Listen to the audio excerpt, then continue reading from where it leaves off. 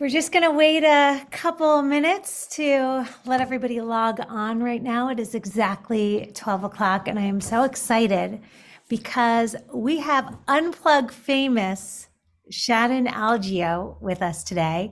For those of you who are using the Unplug app, and hopefully it's all of you who are on here, you're going to actually get to communicate with Shannon, and he's actually going to be speaking about communication, courageous communication. We're going to be doing a meditation. We're going to be answering all of your incredible questions.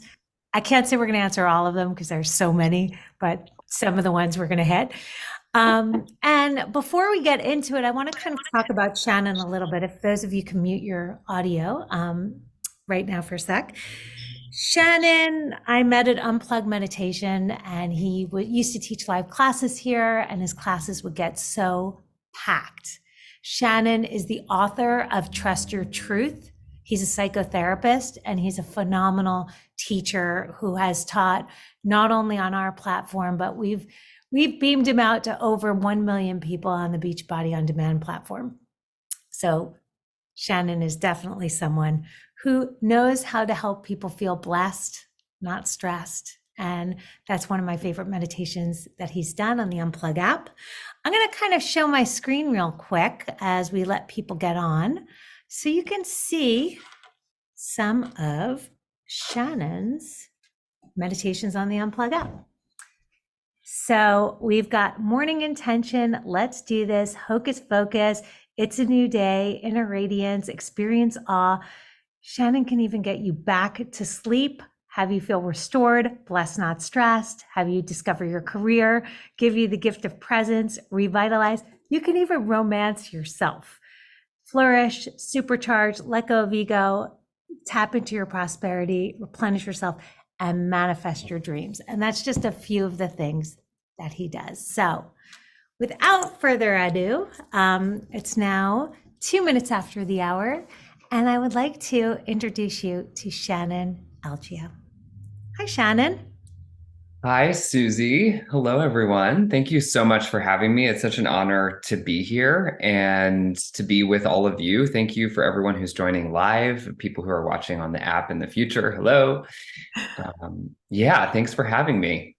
And I want to just say, we love seeing your faces. So thank you for those of you who have your camera on, because this really is about taking the app and bringing it to life, and just bringing Shannon here and having you give us some of your time to talk about such an important topic.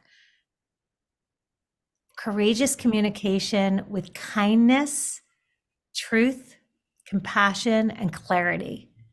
And I'd love for you to kind of talk a little bit about how you started at Unplug, and then a little bit about this important conversation.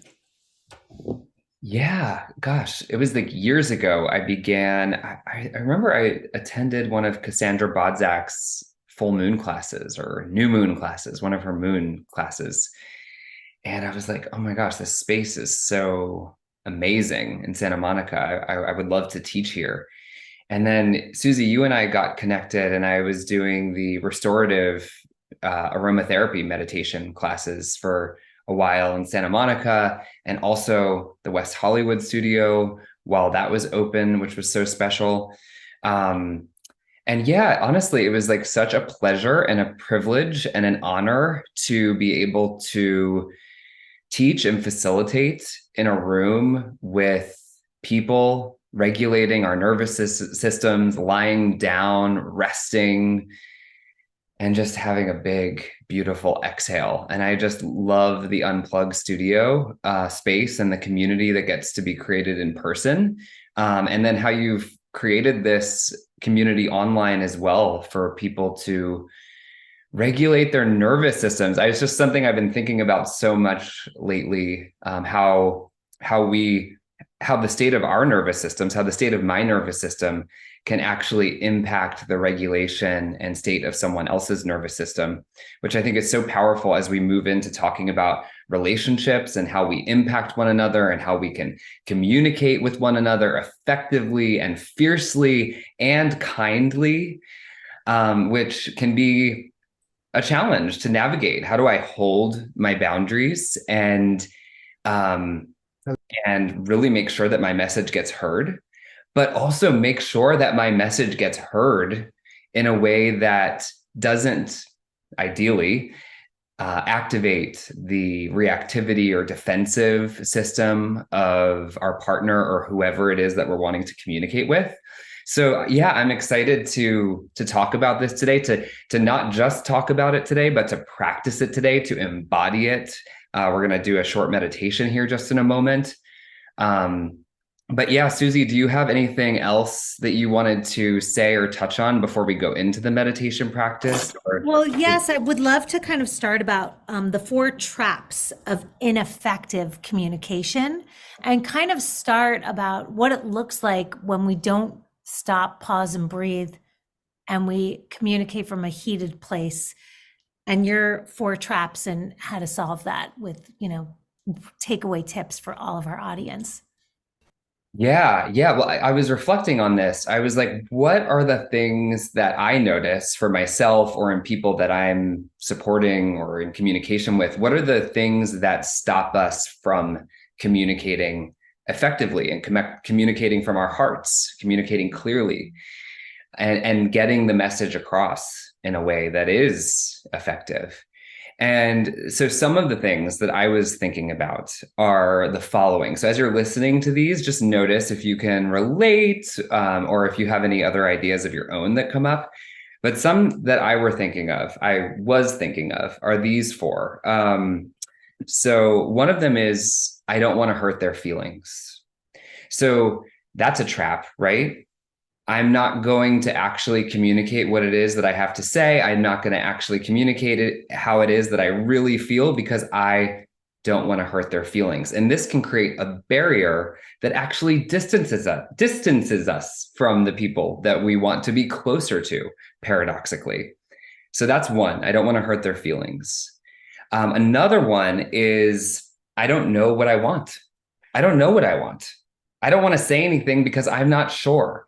And this kind of doubt can prevent us from getting into relationship with the people who we need to be communicating with.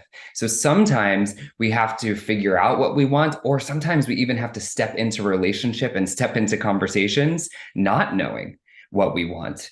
And that can be messy, it can be sloppy, and that's something that can prevent us from effectively and kindly communicating. And the third is, I'm not sure how they're going to respond. I'm not sure how they're going to respond. What if they blow up? What if they're mad at me? What if they take some sort of action to reprimand me? What if I regret communicating? That's something that can come up as a trap for folks. And then the fourth one is, it's rude for me to express my needs. It's selfish. It's rude. How dare I speak up? How dare I have needs?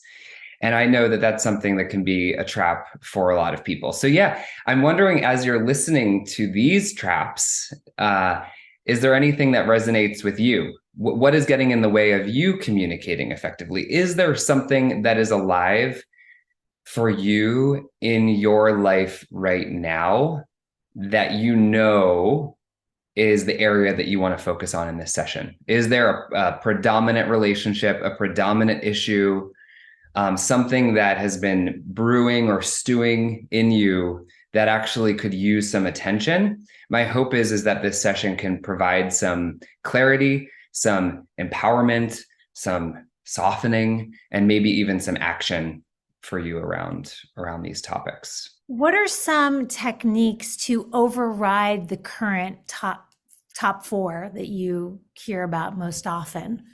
So what are your top 4 techniques to override the 4 that you were just talking about? Yeah, well, that is the question, is it not? Like, how do we address this? Because it can be scary. And that's what we're kind of tuning into today, is courageous communication, that it actually takes courage, that there's a risk involved. And so one of the things, and I don't want to think about these as steps necessarily, but I want to think about them in a more kind of like circular, holistic dimensional type of way. So these like 3 dimensions, because they don't necessarily go in order, but one of the dimensions is witnessing and seeing yourself. So I know for me, sometimes I don't even know where I'm at. Something just feels off. Something feels violating. Something feels like my boundaries have been crossed. And I'm smiling because I'm seeing my friend Johnny is here. And yeah, and so we need to check in with ourselves. We actually need, and this is why I love the Unplug app. This is why I love meditation, mindfulness, the practice of tuning into one's self, one's nervous system, one's body, one's mind, heart, soul. If we don't see ourselves and we don't touch on the nerve that's getting activated through whatever relationship issue we're navigating, then it's going to be really challenging for us to communicate effectively to the person who we're hoping might hear and understand us. In other words, if I don't understand where I'm coming from, how can I enroll someone else in understanding me? And, I just want to do a little disclaimer here. Sometimes it's not like I can't communicate with someone until I understand myself. Sometimes I understand myself better by communicating, by having a messy conversation. So I don't want to set the expectation that that we have to be perfect before we communicate. But some things you can ask yourself are, what is coming up for me? Like, what is arising in me in this relationship? Is it a childhood wound? Is it a boundary being crossed? Is it feeling disrespected? And what emotion am I feeling that's associated with what is coming up right now? What sensation am I feeling in my body? And what is the fear, if any? If there's a fear present, what is that fear? So first, seeing yourself, witnessing yourself. And then another dimension is the identification of your needs. Ideally, what is it that I need here? What is my request? If I trusted that the other person could hear me and hold me and meet me, what would I ask for? Because it's I hear so many people say, and I do this myself sometimes, they didn't do what I wanted them to do. But I didn't tell them what I wanted, but like, I wish they had just done it. And I totally get that. Like, wouldn't it be nice? Wouldn't it be nice if the person just was attuned to me and listened to me and felt me and showed up for me without me having to say a word? Okay, cool. That would be nice when that happens. However, this is one of the lessons of adult relationships that's different than a parent-child relationship, is fortunately or unfortunately, as adults, we have to step into that role of owning our needs and then taking steps forward to communicate them to the people that we love or that we're in relationship with when they aren't quite getting it. So yeah, what do I need from my partner? Is it okay for me to allow this need to take up space? It's okay to have this need. We are humans. We got needs. And in this process of identifying your needs, can you amplify and affirm yourself? Can you amplify and affirm your need? It is okay. Whether the other person can meet your need or not, whether they can show up for you or not, it is okay for you to have this request. And that's when we're going to step into this other dimension of courageously communicating. And this is where we can get cold feet. This is where we can maybe just put the conversation off for a couple weeks, send them a text. This is where we might want to ghost. We might want to fight or flight. We might just want to like tune out. I don't know. Or maybe we want to maybe it's hard for us to do those first 2 steps and slow down, and we get anxious and we just like rush into the conversation before our nervous system is actually regulated to have that conversation. And so one thing that we're going to be focusing on today is, how do I communicate my needs to the other person in a way that owns the truth of my own experience fiercely and strongly, and also communicates to them in a way that doesn't, ideally, activate their defense mechanisms, their coping mechanisms that actually block the message from getting received. So ideally, I'm able to speak the full and whole truth of who I am to my partner, and that can be a business partner, that can be a love partner, romantic partner, sexual partner, it could be a child partner, it could be a mother, parent partner. This goes across all boards. Friend. It could be a Friend. friend. Sorry, I thought you It were could be a calling me boss. friend. It could be a Yeah, coworker. exactly. And so, yes, exactly, Susie. So that's what we're working on today, is preparing ourselves to have those courageous conversations. Instead of, either what tends to happen is we avoid those conversations to protect ourselves, or we bulldoze into those conversations in a way that causes the person we're wanting to communicate with to go, whoa, whoa, whoa, whoa, whoa, whoa, whoa. And then we miss the moment of intimate connection, of really seeing and being seen, that I think most of us are hoping that we can facilitate when we have something important to say. So, how would you do that, for example, if someone was driving you crazy and disrespecting you, and you needed to tell them that they need to respect, be mindful of everything else around them, and it's not just them? Yeah. Yeah. This makes me think of a specific example that happened in my world, where I was on the phone and, like, I was talking to someone who I was in relationship with, like a friend, and we were trying to figure out a logistical thing. And all of a sudden, it was like out of nowhere, the person was yelling at me on the phone. And I was like, how did we even get here? I don't understand how this escalated like that, snap of a finger. And he's yelling at me, and I'm noticing in my body, like, all of my activation, heat. I want to snap back. I want to put him in his place. How dare you? I want to fight. And I'm just kind of watching this response in me, this heat, this fire. And I know, right? Like my prefrontal cortex, which is the part of the brain that is the human brain development that we've evolved with, that makes decisions, that can think rationally, that can be reflective, that can make associations, that accesses language. I know that part of my brain is still just a little bit of a connection there still, to that part of my brain. And I know that if I lash back out, it's going to escalate further and distance me further from the solution and from connecting with him.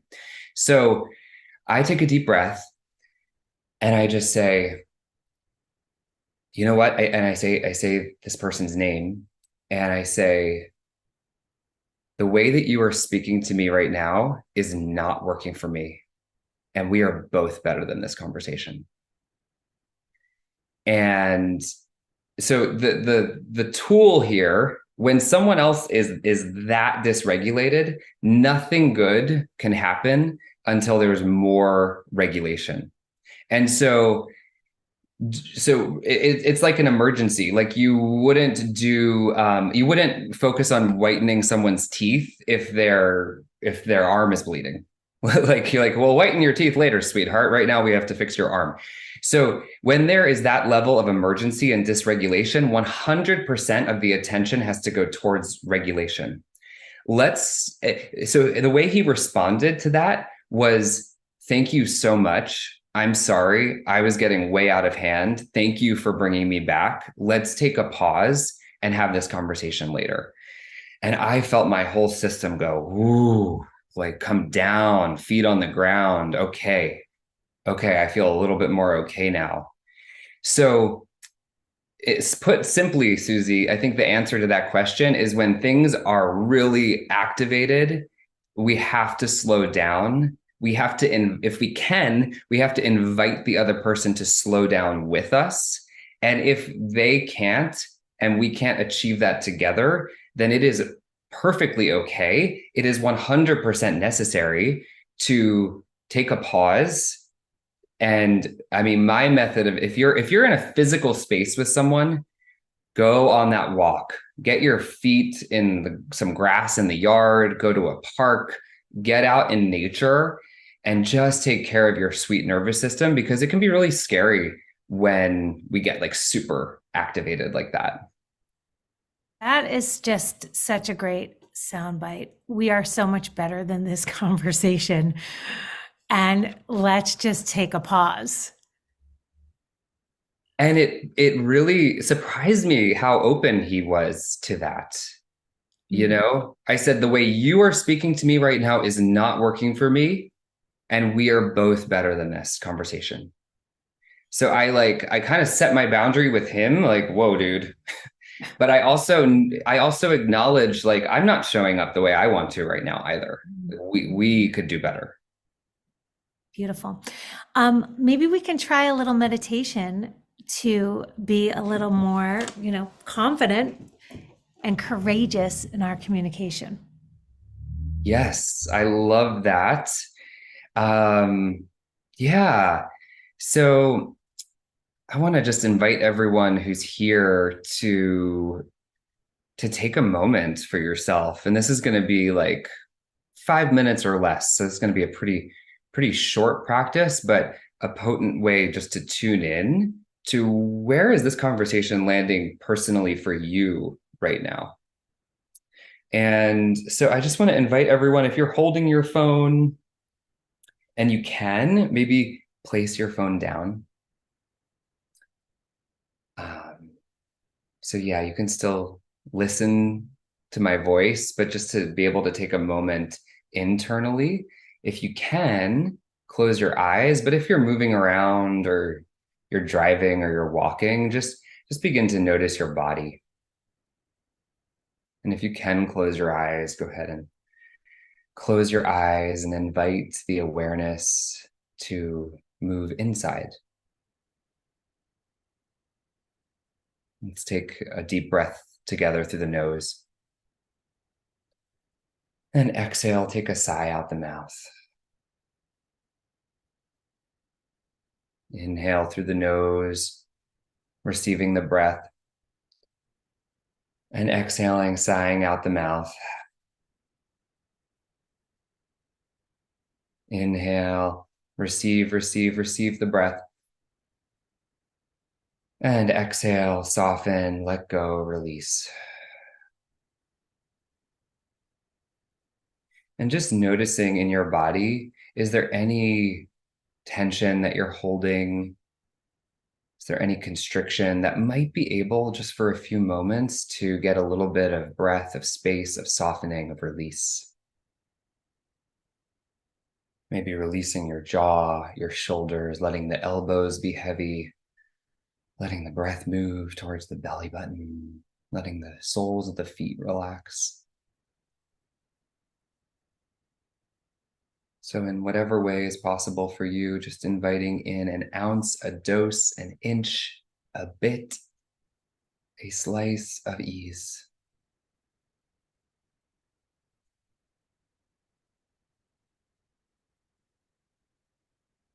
Noticing the inhale, noticing the exhale, and really honestly checking in with yourself. How are you right now? How is your heart? How is your mind? How is your body? How is your soul?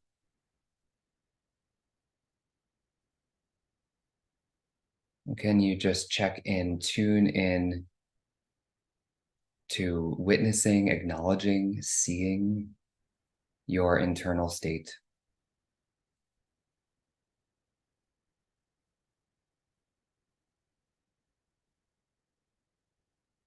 And if there's a conversation that you've been hoping to have, that you've been avoiding having, or that you've tried to have and it hasn't gone well, just notice if there's something alive in you that you're hoping to get some clarity around,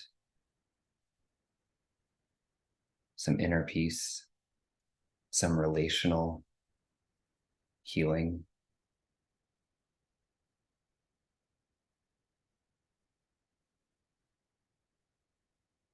And before getting into the conversation that you might want to have with this person, can you just notice what it is that you wish you could communicate? What is the need, the desire, the longing that lives within you?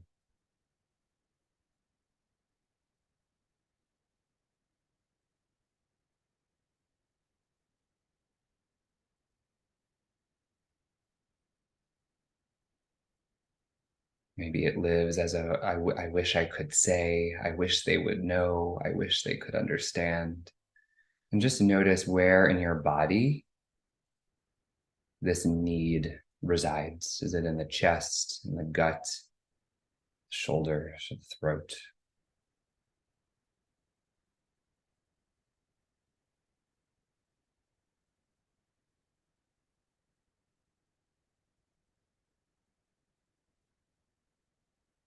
And then let's place one hand onto the heart and one hand onto the belly. When we place a hand onto the body, especially the heart center, we release the hormone of oxytocin. This is the hormone of love and connection, the bonding hormone.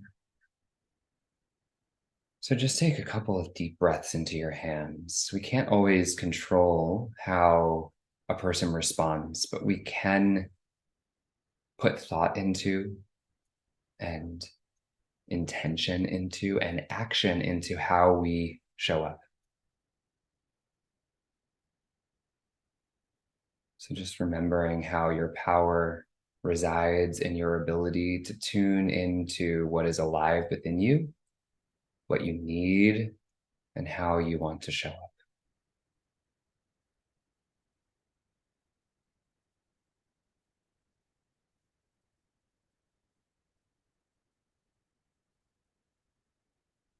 And just going one layer deeper here. As you imagine this need or this desire to communicate or this fear of communication, imagine your youngest inner child, a younger, even more vulnerable, tender version of you. And just notice if this inner child, if this smaller self has any wisdom or connection to this need.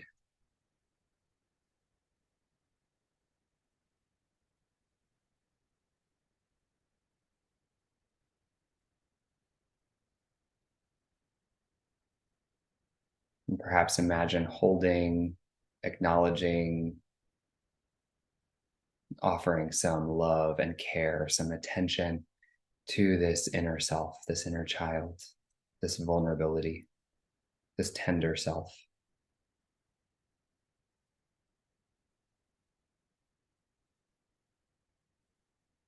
And then for just another moment here, imagine courageously having this conversation on behalf of these needs, on behalf of this inner child. Imagine stepping forward courageously to communicate on behalf of yourself.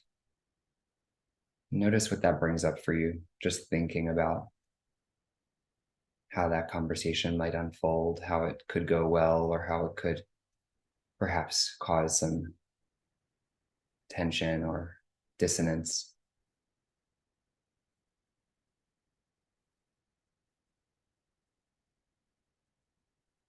And then just taking 3 more breaths into the heart, into the belly. and releasing anything that is outside of your power, outside of your control, and remembering to just return home to the self, return home to what is inside of your circle of influence, what is in your power.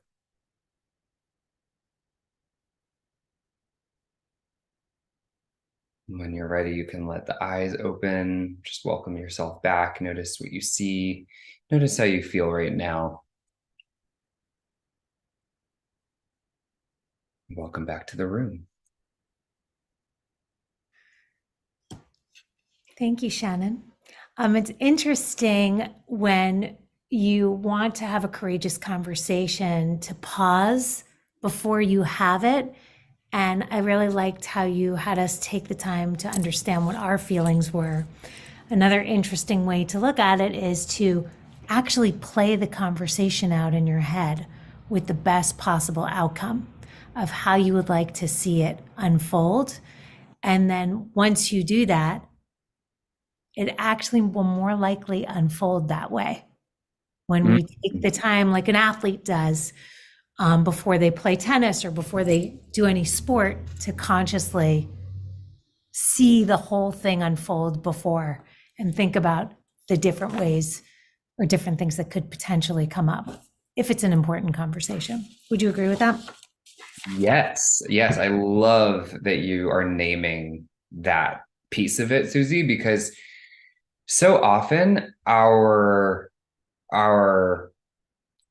inner tension and constriction, our fear, and the part of us that's saying, no, no, no, no, no, do not advocate for your needs, do not have that conversation, do not go in and say that thing to that person, are because we've had past relational ruptures where it hasn't gone well.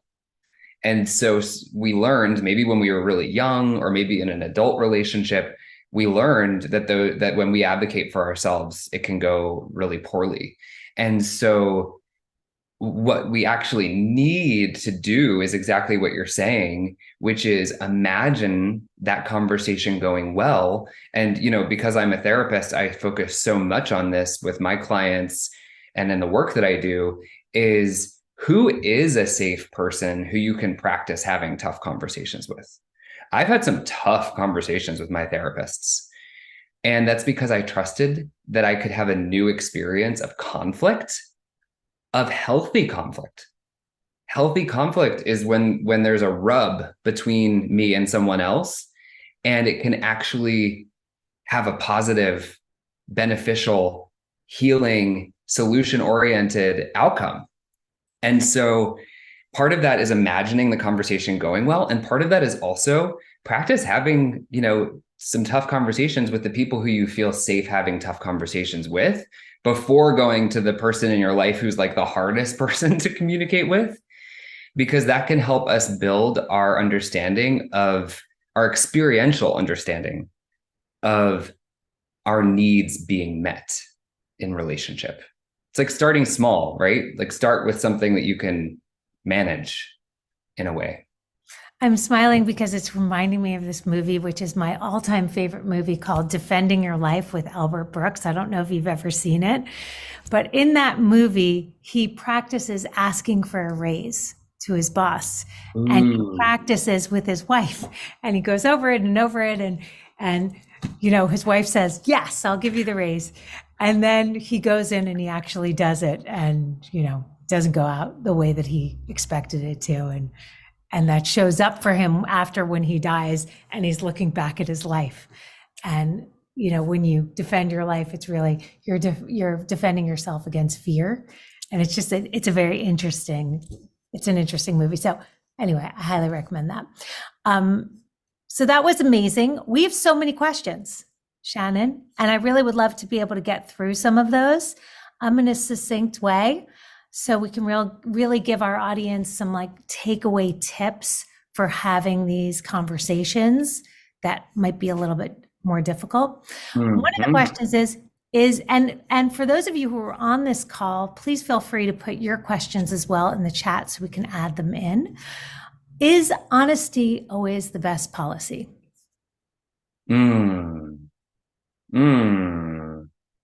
Next question. No, I'm just kidding. Um, no. A controversial answer. No. I think it's important. I mean, it is important for us to prioritize what it's necessary that we prioritize what we need. And if we do not feel safe with someone, then why would we be honest with them? If someone can't hold our truth and they have demonstrated to us that they are becoming dysregulated or violent, or, and that can be emotionally violent or physically violent, if someone has proven to us that they cannot sit with us showing up fully and honestly in ourselves, then it is an act of self-harm to expect them to do so. And of course, I believe in honesty and being real, but maybe you need to have that conversation with a mediator or a therapist or a facilitator where the conditions can be safe. So yeah, I think it's really important to prioritize the conversation going well.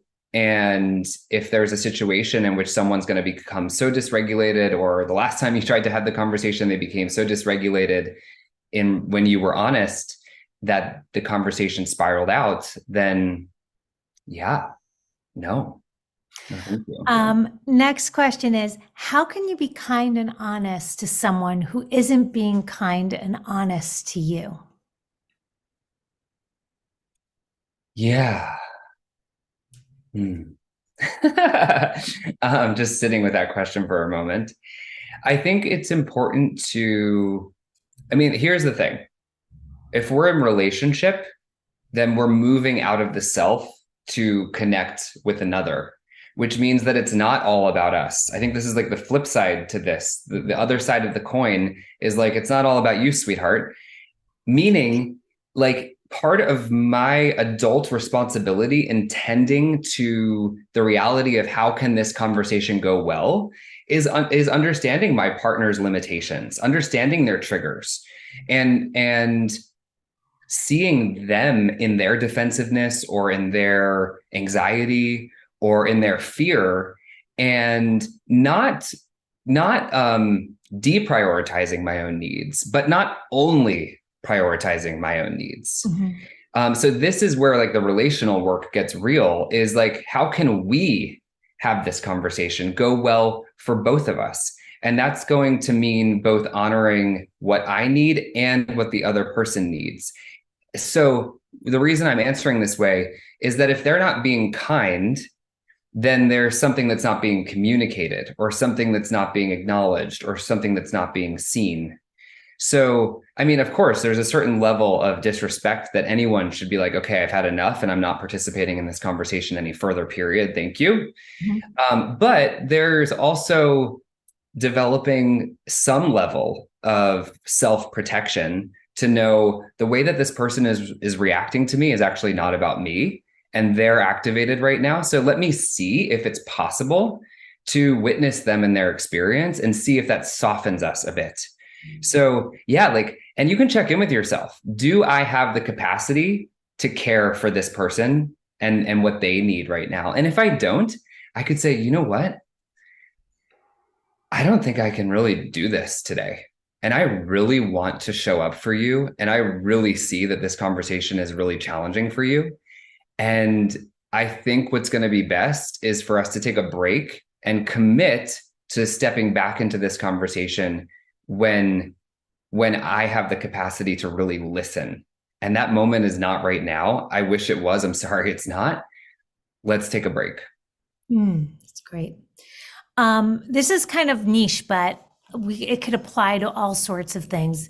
How do I respond to my adult daughter who lives with me when she is rude and hostile towards me because I feel as though I cannot honestly communicate with her at times when she is hostile and combative because she just talks over me? So yes, it's great to be able to say, I can't do this now, but what if you feel like you can't do this ever? Because it always lands in the same place, but yet you still need to get out your honest and clear communication. Yeah. This really came up for me a lot growing up because the strategy that I developed in my family of origin was to explode because there was some fun times. Um, there was some part of me that felt like there would never be space for my concern to be heard. So I was like, well, here we go. It's going to be heard right now. Like, so now, that doesn't really work well a lot of times by exploding or being rude to make sure that a conversation can be facilitated, that can be happened. But I can have compassion for how someone would feel like this conversation isn't going well right now, but it needs to happen and it's not happening at all. And I think with raising children, this is especially challenging because we're working with the development of the prefrontal cortex of the front of the brain that can complete executive functioning, can make choices and rationalize and think critically. And that part of the brain doesn't fully develop until 25.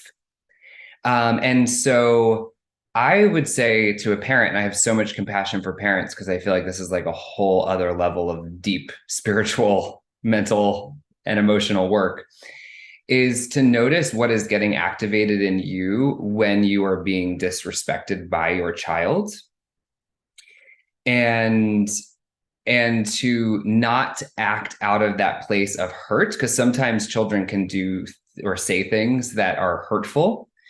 And yet if we act out of that hurtful place, whether it's we feel wounded or we kind of lash back out at them, we're not going to find a way to get through. So, I mean, in essence, I don't really know how to answer this question, but I think the conversation is going to be best had when we are tending to the wounds that are alive in us. And then maybe communicating really honestly, like, I feel really hurt when you talk to me like that. And I understand that you're upset, and it's okay for you to be upset, but it is not okay for you to speak to me in a way that's dehumanizing and disrespectful. And so let's figure out a way for you to express your frustration and for that to not come at me. And so that can be a healthy way to teach younger people that it's okay to be angry, but it is not okay to be a bleep hole to me. I love that. One of the things I once learned from a parenting expert is if you're dealing with small children and they are exploding, to go into tree pose. And I know that sounds strange, but when you break it, all of a sudden they'll start, and I've done this several times with my little kids when they were little, all of a sudden they'll look at you like, what are you doing? They go out of their selves, their reactive state to, wait, what are you doing? So you change it up and you do something differently, and then they kind of smile, and then you can, communicate from a calmer place. I'm sorry, I just have to respond to that. I love that because things can get so serious, and seriousness can amplify tension, and tension can move us away from creativity and solutions. And so what I love about that approach is, like, these are kids. Kids know how to play. And if we're playful and we don't get too tense and too serious, we might be able to, surprise them, catch them off guard, respond in an unexpected way. I love that. It works. Okay, next question. How to communicate well in the moment when emotions are high? Yeah, I mean, I think we've covered a lot of that in terms of, like, so I don't know if folks are familiar with the term co-regulation, but this is this psychological nervous system relational wisdom that on an unconscious level, like, human beings are so good and effective and skilled for hundreds of thousands of years in mirroring one another, that our nervous systems mirror one another just by being together. So you can actually attune to the nervous system of the grocery store cashier, and your nervous systems are attuning, whether you know it or not. And in fact, a lot of times we just don't know it. So if we want to be leaders in our lives, then we want to become stewards of our own nervous systems, because we know that our nervous system has the capacity to shift the nervous system of another person. Mm. And whether, so, it doesn't always work like magic where you're like, I'm in a state of peace. What's going on with you? In fact, sometimes saying I'm chill. What's wrong with you can like be gasoline on the flames. But I would say to really take responsibility for what is coming up inside of you, and to be the leader of your own nervous system, and to teach and train and invite and welcome others into the frequency that you want to embody, and to also own that you're human and it's not perfect and you're going to become dysregulated too, of course, and that's okay. But just being aware of like, sometimes just saying to someone, I'm dysregulated right now, is kind of like doing that tree pose. Like when you're fighting with someone, Right. it's kind of rare to be like, I feel in my body that my stomach is really tight and I'm really dysregulated and I feel like this conversation isn't going well. Yeah. Just like honestly owning your piece. If you heard what I just said, there was no blame. Yes. I love that. We have some great questions also in the chat, so I'm going to be asking you those. But I want to also mention to everyone that one of the things you were saying is the most important thing is for you to master your own emotions. Okay. So most of the problems that we have is usually because someone will say something externally, it'll heat us up, and then we'll be reactive instead of responsive. And that's another reason why, and I'm just going to add, I don't know if I told you, but the Unplug Meditation Teacher Training Program is actually starting on Monday, but it's really a deep dive into, mastering your own emotions and gaining those tools and deepening your practice so that you are able to hit the pause button when you need to. And so for those of you who are interested, definitely please email us or check it out at unplug.com, because we're accepting applications now. But I thought of that because Julia asked a question on here that said, how do you navigate difficult conversations and encounters with people who you don't have rapport with? For example, having difficult conversations with strangers on social media or other settings. Thank you for a great conversation. Before you answer that, Shannon, I want to, we know where we are in this time. Just kind of addressing the fact you shared that quote with me about how we understanding other people are not always thinking about the other side before this conversation. So I would love if you could add that into this as well. Yeah. I mean, beware fighting strangers on the internet. Yes. Do not do that, please. Yeah. Well, it like I as a recovering stranger on the internet fighter, I Interesting. Raise your hand in the chat if you have engaged in it recently social media and trying to educate someone or become someone who's been fighting with people on the internet. I have something to say about this. The danger, I did my whole thesis for my graduate school thesis on the impacts of cell phones, smartphones on our relationships, on our souls, on our communities, on our relationships with ourselves. And the very nature of social media is literally dehumanizing. When I read a comment, I don't see the wrinkles at the corner of this person's face as they're about to break into tears. I don't see their humanity. I don't see the wetness of their eyeballs. I don't hear the tone of their voice. I can't feel the resonance of their heart. There is so much humanity missing in these comments, and it tricks us. It tricks our brains and our nervous systems to responding in a dehumanizing way. And there's so much projection happening in these conversations that for me, my commitment is to having real conversations where I can see people, I can hear people. Like, I just don't think that much saving the world and solutions are going to happen in the comment section. So I would check in with yourself if you see something that is causing you to have an eruption and you're like, I can't not say something. I can't not fight back. I would just inquire into what is the best use of your energy to contribute to a real solution.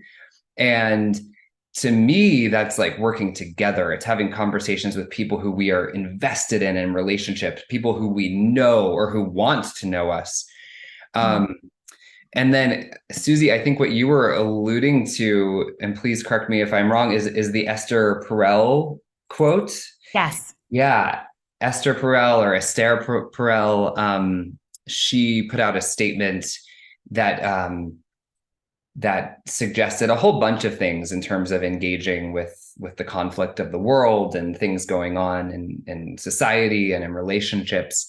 But one of the things that she said that really stood out to Susie and I that we were talking about was if you wouldn't say it to someone in person in real life, then don't say it online.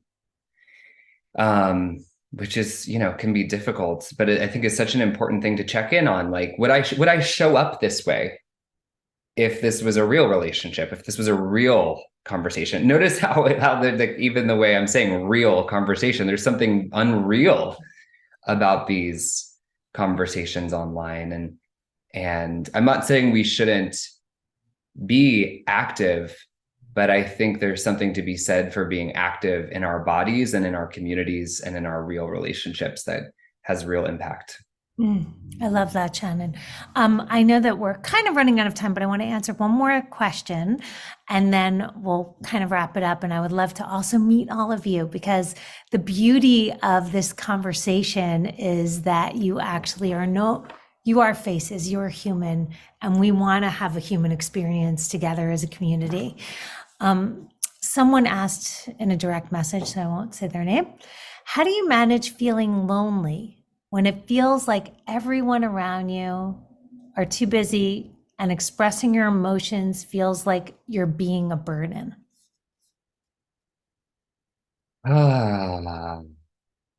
Yeah, just feeling that question, resonating with that question. I mean, I'm going to answer for myself, and I'm curious if this resonates with you. I've been feeling very heavy lately. I don't know if it's fall. I don't know if it's the shortening of the days. I don't know if it's me working at this high school 2 days a week and adjusting my nervous system to a whole new schedule. I don't know if it's the state of the world or if it's just all of that interwoven. But I've been feeling heavy and at times lonely. And so I've committed to 30 days of my yoga nidra, non-sleep deep relaxation practice. And I do have some of those on the Unplug app. I'm just remembering that right now. And there's also, there's great ones online. And for me, it's so hard for me sometimes to get off my phone and get onto the floor and lay my arse down and practice for 30 minutes. And yet I feel so much more connected to a deeper part of myself and so much less lonely once I've done that practice in the evening, usually around 5:30 or 6 or 7, that kind of transition time at night. But I will say there is heavy. There's a lot of research. It is heavily researched that people are reporting consistently that after spending bouts of time on their devices, they report feeling more lonely, more disconnected, more alone than they did before engaging on their phone, before they started engaging on their phone. So just also know that these phones promise to us this global connection with people all over the world. But actually, in studies with teens and adults, it's being shown that people are feeling more lonely. And yeah, connecting to yourself is, I don't know, like when I do my yoga nidra practice, I was like, oh, I'm going to feel so lonely just laying on the floor in this empty house by myself. That sounds pretty lonely. But I actually, after I did it last night, I felt so much more at ease. Mm. Well, that's why I love the Unplug app too, Shannon, is because I never feel that way because I have you in my pocket. So if I ever feel like I need someone for something, I literally have you in my pocket, Shannon. I can like, press any one of your videos. I can see your face and I can feel like I'm with you and connect to myself. Shannon, I want to thank you so much. For those of you who live in California, Shannon is a psychotherapist. Do I pronounce it good? Yes, you're a psychotherapist who is now seeing clients in California, only California. He also has a new Substack column. What is your Substack column called again? It's brand new. It just started a week ago and it's called The Sacred Ebb. And it's about connecting to those periods of our lives that prepare us for flow or that come in order for us to flow, about connecting to the deeper parts of ourself. And yeah, it's called The Sacred Ebb, and you can subscribe for free. Or if you want to become a weekly subscriber and get my weekly writing, it's like something like $5 a month or something like that. Well, I would love your weekly writing because I just love the way you write. And for those of you who want to pop on and say hello, we're going to be wrapping or ask a question live. This is the time. We've got Shannon, but we would love to see your faces. And I want to thank you all so much for spending this time with us to be conscious about the way that you actually do communicate, because the more people communicate with kindness, the better the world will be.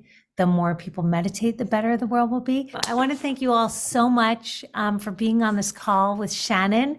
For those of you who would like to experience Shannon, check out the Unplug app. You can check out all of his meditations on Unplug, and there you can also go on his Instagram, Substack, and book a private session with him too. Shannon, thank you so much for your time. Is there anything else you want to add before we wrap up? No, that's it. Just thank you, Susie. Thank you for you and Unplug and Jelena and the whole team. And thank you to this community. It's so good to see the faces that are here. And yeah, just so honored to be a part of this call. Grateful for the invitation, grateful to be able to talk about this. And I look forward to seeing everyone again sometime soon. Thank you.